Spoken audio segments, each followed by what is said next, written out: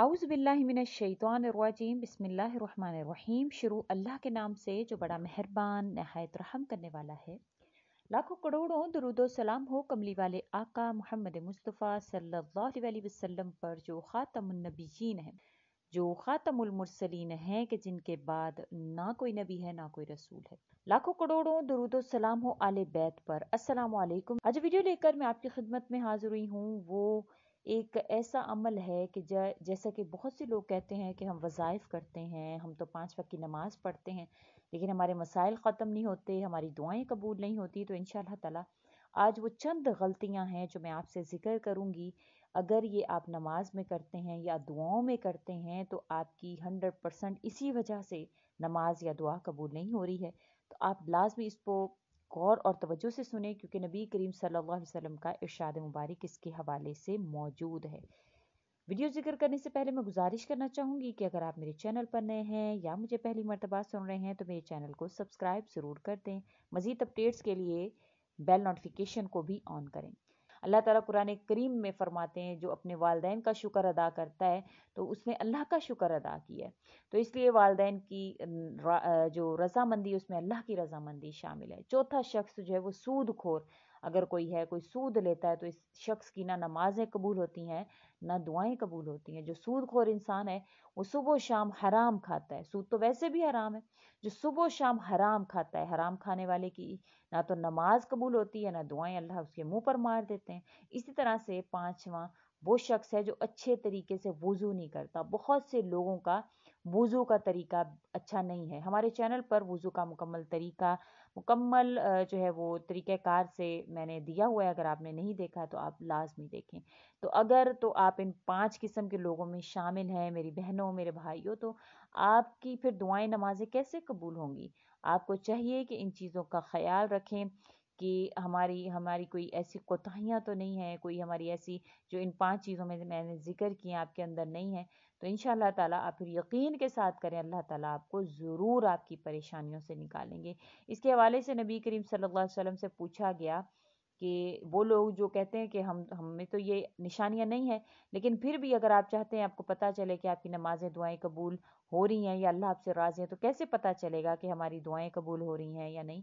तो नबी करीम सल्लल्लाहु अलैहि वसल्लम ने इसका इलाज ये बताया है कि आज जो हमने फजर की नमाज पढ़ी है, तो फजर के बाद अगर आपको ज़ोहर की नमाज जो है वो आप पढ़ रहे हैं, असर की, मगरिब की, इशा की नमाज पढ़ी है, ये कबूल हुई है या नहीं हुई है। तो इसके हवाले से आपने जो है वो फरमाया सहाबी से, जब अगली नमाज पढ़ने का आपका दिल कर रहा है तो आपको ये पक्का यकीन हो जाना चाहिए कि आपकी पिछली नमाज जो है वो कबूल हो गई है।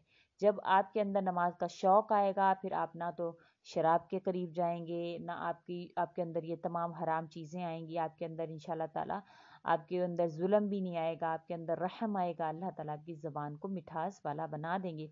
इसी तरह अली रज़ी अल्लाह ताला अन्हु के पास एक शख्स आया, कहने लगा, हज़रत आज मैंने आपके बारे में एक नई खबर सुनी है, क्या कि आप मैंने सुनी तो मेरा दी किया, मैं क्या आपको भी सुनाऊं। कहा कि बोलो क्या सुना है। आपने आपने कहा कि मैंने सुना है कि आप अल्लाह ताला से बातें करते हैं, अल्लाह आपसे बातें करते हैं, क्या मैंने ये ठीक सुना है। आपने फरमाया, मियाँ बिल्कुल, आप तुमने बिल्कुल ठीक सुना है। कहा कि वो कैसे। तो आपने फरमाया कि जब मैं अपने रब से बात करना चाहता हूँ तो मैं नमाज पढ़ने लग जाता हूँ, और जब मेरा दिल करता है कि मेरा रब मुझसे बात करे तो मैं कुरान पढ़ने लग जाता हूँ। दिन में 5 वक्त अल्लाह 5 लोगों की नमाज जो है वो कबूल नहीं फरमाते। वो कौन से लोग हैं? मुसलमान होने के बावजूद, नमाज पढ़ने के बावजूद इनकी नमाजें कबूल नहीं होती, इनके वज़ाइफ कबूल नहीं होते, इनकी दुआएं कबूल नहीं होती, फिर इनका कोई भी अमल कबूल नहीं होता।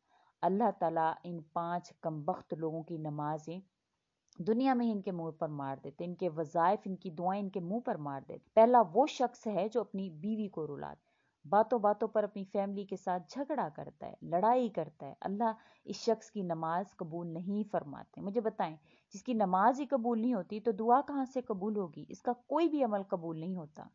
एक शख्स ने गुर्बत के हाथों से तंग आकर अपनी बीवी को मारना शुरू कर दिया।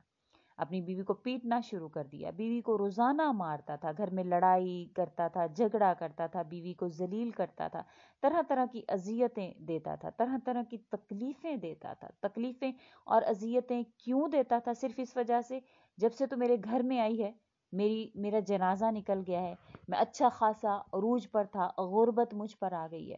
اب ایک دن اس شخص نے اپنی بیوی کے اوپر ظلم ڈھایا، وہ بیوی روتی ہوئی آتی ہے، وہاں سے اللہ کے ایک ولی کا گزر ہوتا ہے، ایک بزرگ کا گزر ہوتا ہے، اور بزرگ اس بیوی کو روتے ہوئے دیکھتے ہیں تو اس شخص کو کہا، میاں تو نے اپنی بیوی کو کیوں مارا ہے؟ اسے کیوں ذلیل کر رہا ہے؟ کیوں رسوا کر رہا ہے؟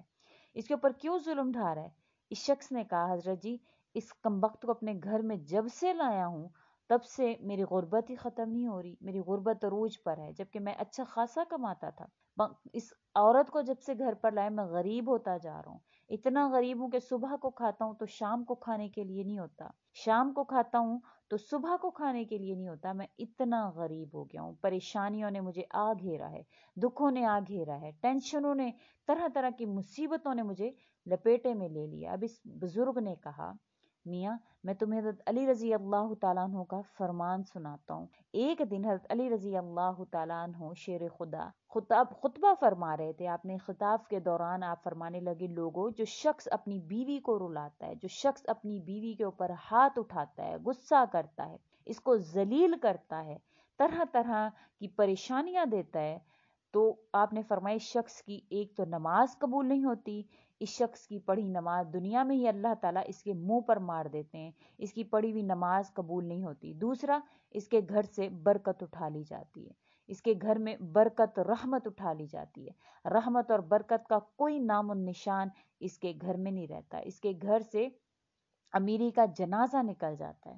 تو آپ نے یہ فرمایا ہے، تو جو لوگ غربت کا شکار ہیں، جو لوگ پریشانیوں کا شکار ہیں، اور اگر وہ مظالم بھی کرتے ہیں تو نہ ان کی دعائیں قبول ہوتی ہیں، نہ ان کی نمازیں قبول ہوتی ہیں، گھر سے برکت بھی چلی جاتی ہے، رزق کی فراوانی بھی چلی جاتی ہے، خوشحالی جو ہے وہ ختم ہو جاتی ہے۔ لیکن اگر آپ چاہتے ہیں کہ آپ کے گھر میں برکت آئے، آپ کے مال میں، جان میں، آپ کے رزق میں خوشحالی آپ کے قدم چومے، تو خدا را اپنی بیویوں پر ظلم مت ڈھایا کریں، بیوی کو ذلیل نہ کیا کریں، بیوی کو رسوا نہ کیا کریں، بیوی کی آنکھوں سے آنسو نہ بہایا کریں۔ دوسرا شخص وہ ہے جس کی نماز قبول نہیں ہوتی، وہ شخص کون ہے؟ جو شرابی ہے۔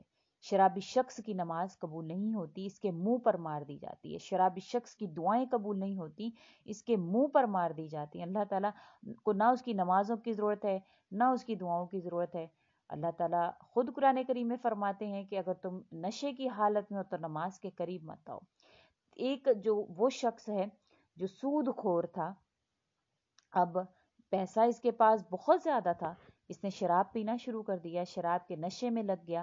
ایک دن شراب کے نشے میں دھت سیڑھی سے نیچے اتر ہی رہا تھا کہ ایک دم منہ کے بل زمین پر گرا اور وہیں پر فوت ہو گیا، اس کا انتقال ہو گیا۔ بیٹا کئی روز تک باپ کا غم مناتا رہا۔ اب ایک رات بیٹے نے خواب میں باپ کو دیکھا، پوچھا، ابا تیرا کیا حال ہے؟ باپ نے کہا، نہ پوچھ بیٹے، سیڑھی سے نیچے اتر رہا تھا، بجائے زمین پر گرنے سے سیدھا جہنم میں آ کر گر گیا ہوں۔ محترم بہنوں بھائیوں، جو شخص شراب پیتا ہے، جو دنیا میں ذلیل اور خوار ہوتا ہے، وہ آخرت میں بھی اللہ تعالیٰ اس کو ذلیل اور خوار کرتے ہیں، نہ اس کی نمازیں قبول ہوتی ہیں، نہ اس کی دعائیں قبول ہوتی ہیں۔ اب تیسرا شخص وہ ہے جو اپنے والدین کو ستاتا ہے، والدین کو رلاتا ہے، والدین کو تڑپاتا ہے، والدین کو طرح طرح کی پریشانیاں دیتا ہے۔ ایسے شخص کی بھی اللہ تعالیٰ نہ دعائیں قبول کرتے ہیں، نہ نمازیں قبول کرتے ہیں، وہ چاہے جتنا مرضی وظیفے مصلے بچھا بچھا کر لے، اللہ کو اس کی دعاؤں کی، اس کی نمازوں کی ضرورت نہیں ہے۔ تو اللہ تعالیٰ اس کی دعائیں بھی قبول نہیں کرتے، اور اللہ تعالیٰ بلکہ اس کے والدین کی ناراضگی کی وجہ سے اللہ تعالیٰ بھی اس سے ناراض ہو جاتے ہیں، اور جس شخص کے اوپر اللہ تعالیٰ ناراض ہوتے پھر اس کی دعائیں نمازیں کہاں سے قبول ہوں گی؟ آپ خود سوچیں، اور ہم اللہ کے لیے وہ تمام عمل کریں۔ تو امید کرتی ہوں انشاءاللہ تعالیٰ آپ ضرور ان باتوں کا خیال کریں گے، اور اللہ کریم آپ پر مہربان ہوں گے، اللہ ہم سب کو 5 وقت کا نمازی بنائے۔ اسی کے ساتھ اجازت چاہوں گی، وآخر الدعوانا ان الحمد للہ رب العالمین۔ اللہ حافظ۔